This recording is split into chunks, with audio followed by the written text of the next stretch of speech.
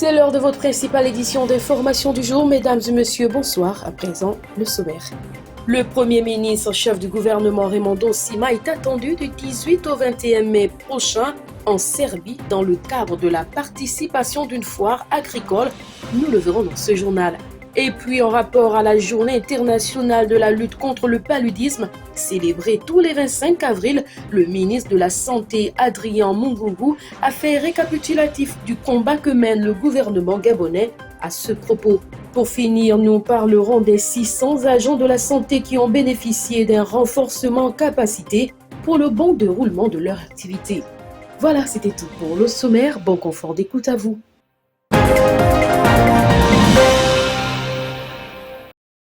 Le 25 avril dernier, le Premier ministre Raimundo Sima a reçu en audience la consul générale Momira Rivodic, venue transmettre au chef du gouvernement son invitation pour participer du 18 au 21 mai prochain en Serbie à l'organisation d'une foire agricole. Cette rencontre a été l'occasion pour celle-ci de présenter également les détails de cette visite. Le chef du gouvernement prendra part à cette cérémonie avec deux membres de son gouvernement, à savoir le ministre des Travaux publics et celui des Affaires étrangères.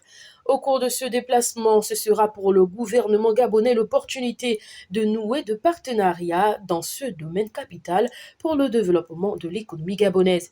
Outre cette rencontre d'agriculture, des discussions dans le BTP auront également lieu.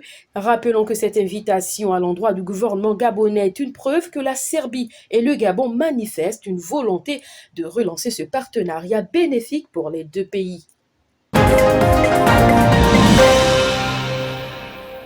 La communauté internationale a célébré hier la journée internationale de la lutte contre le paludisme. À ce titre, le gouvernement gabonais n'est pas resté en marge. En effet, le ministre de la Santé, Adrien Mungungu, s'est aligné à cette obligation, rappelant les efforts du gouvernement pour baisser le nombre de cas d'ici à 2030, conformément aux objectifs de développement durable, mais surtout rappeler que cette maladie est encore bien présente sur toute l'étendue du territoire national.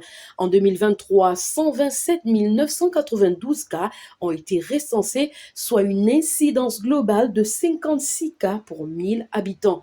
Problème de santé publique et particulièrement mortel, le paludisme est, selon l'Organisation mondiale de la santé, responsable de 608 000 décès parmi les 247 millions de cas dans le monde, dont 94% environ en Afrique. Pour ce faire, l'urgence qui se présente est de redoubler d'efforts pour un Gabon sans paludisme.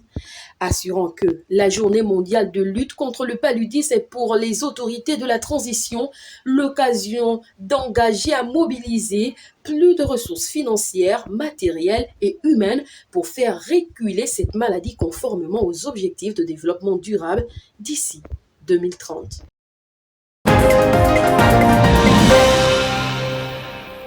Désormais, l'école des mines de Mwanda passe sous tutelle de l'État.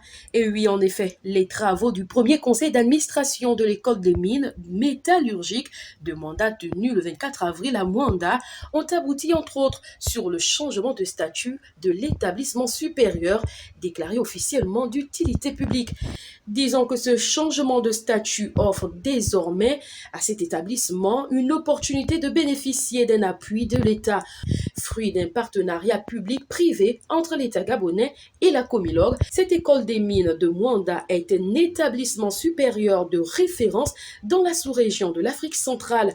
Il offre des formations et développement des compétences dans les métiers de l'extraction, du traitement du minerai, ainsi que la maintenance des systèmes et des équipements industriels.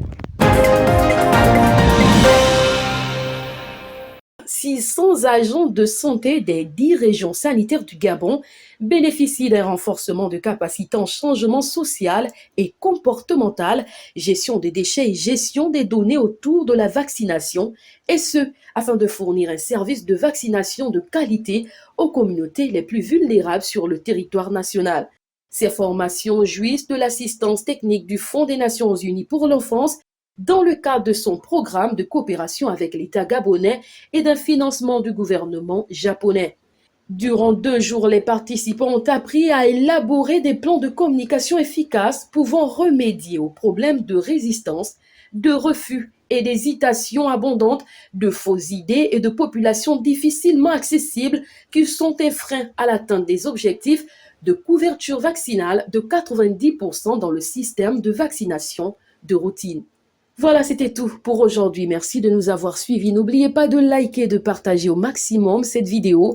Quant à moi, je vous dis à demain, même heure, pour un prochain numéro de votre édition d'information sur Congo Info.